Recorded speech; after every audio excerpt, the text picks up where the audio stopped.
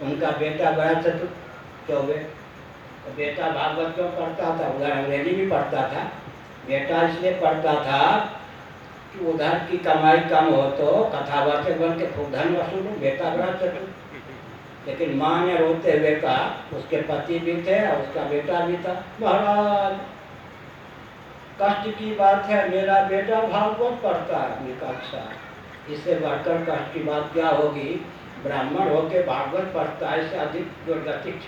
माँ रो रही थी। हमने कहा सुनो, देखिए बड़ी विचित्र बात, मेरा बेटा भागवत पढ़ता है, ये हिंदुओं की स्थिति है। मुसलमान अगर कहे कि मेरा बेटा कुरान पढ़ता, रोएगा वो? कि हिंदू कहता मेरा बेटा भागवत पढ़ता है, हो गया।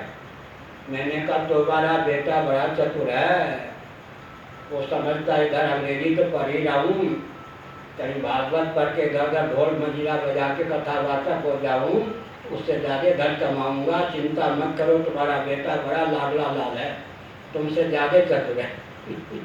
इसका मतलब कोई भजन करता है तो माता पिता डर जाते हैं। हिंदुओं की स्थिति, अरे 7 घंटे भजन का बल और वेग नहीं होगा तो क्या आप करेंगे? हम क्या करेंगे? 15 मिनट नहीं तो 25 मिनट में, आधा घंटे में भरपेट कोई व्यक्ति भोजन कर लेता है। एक बार का किया हुआ भोजन कम से कम 5-7 घंटे तक प्रज्ञा शक्ति प्राण शक्ति को पुष्ट करने में समर्थ है या नहीं? भोजन से भी भजन घटिया है क्या? महाभारत पर लिखा है, हमारा आपका अनुभव है, एक व्यक्ति अन्न के बिना जितने दिनों तक जीवित रह सकता है। हमारे पूर्वाचार्य ने तो गोवंश की रक्षा के लिए 72 दिनों तक दर्शन किया।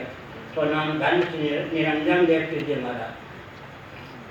एक व्यक्ति अन्न के बिना जितने दिनों तक जीवित रह सकता है, जल के बिना उतने दिनों तक जीवित नहीं रह सकता। अन्न का कारण जल है। जल के बिना जितने दिनों तक जीवन की कल्पना की जा सकती है, उतने दिनों तक क्या है? शरीर में रहने वाली ऊष्मा, अग्नि, गर्मी के बिना जीवन की कल्पना की जा सकती है। ऊष्मा के बिना जितने क्षणों तक जीवन की कल्पना की जा सकती है, उतने क्षणों तक भी प्राण पवन के बिना जीवन की कल्पना की जा सकती है।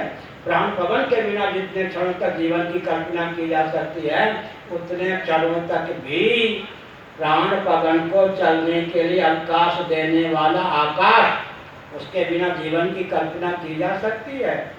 लेकिन पृथ्वी पृथ्वी के लिए नहीं, पानी पानी के लिए नहीं, प्रकाश प्रकाश के लिए नहीं, पवन पवन के लिए नहीं, आकाश आकाश के लिए नहीं, चटाई चटाई के लिए नहीं, मलाई मलाई के लिए नहीं, खटाई खटाई के लिए नहीं, रबड़ी रबड़ी के लिए नहीं। किसके लिए? जीव के लिए। जो भी जड़ वस्तु है उसकी सत्ता पदार्थ है। चेतन के लिए ही जड़ वस्तुओं का अस्तित्व है। अंत में आजकल मैं कहा करता हूँ, ध्यान पूर्वक सुन ही रहे, जिसके जन्म का जो प्रयोजन है वेदांत शास्त्र सम्मत विधा से, उसका उसके लिए उपयोग अनुचित नहीं, सर्वथा उचित है। उसके जन्म की सार्थकता का प्रकल्प है। वाक्य तो एक ही है, तंत्र शास्त्र पूरा इस एक वाक्य में सन्निहित। जिसके जन्म का जो प्रयोजन है, समझ गए? उस प्रयोजन की सिद्धि में उस वस्तु या व्यक्ति का उपयोग अनुचित नहीं है।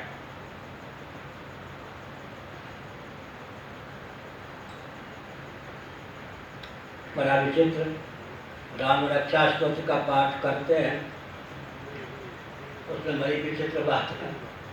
जब मैं यात्रा करूं धनुष्वाण ऐसे लिए हुए, राम जी लक्ष्मण जी आगे आगे चले, कोई भक्त इतना कष्ट देगा? लेकिन लिखा है राम रक्षा स्तोत्र। राम जी नाराज होंगे क्या? क्या रक्षतान धनुष्वाण संधार, अपना अंग रक्षक मार्ग रक्षक बना दिया ना राम जी। राम जी नाराज होंगे क्या? राम रक्षा स्तोत्र कौशिक मुनि ने बैठता ही तो राम रक्षा स्तोत्र की रचना की। इसका मतलब जिसके जन्म का जो प्रयोजन है, उस प्रयोजन की सिद्धि के लिए उसका उपयोग विनियोग अनुचित नहीं, उचित है। 5 मिनट में प्रवचन को विराम देंगे।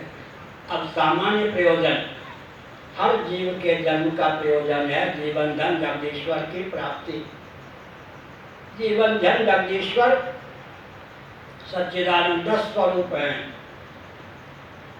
उनकी प्राप्ति अभिव्यक्ति आत्मबुद्धि उनमें, उसके प्रभाव से मृत्यु जड़ता दुख का अत्यंतिक उच्छेद होता है। जीव के जीवन का प्रयोजन जीवन धन जगदीश्वर की अभिव्यक्ति। यह चेद वेदी तथा सत्यमस्ति न चेद यह वेदी महति विनष्टि।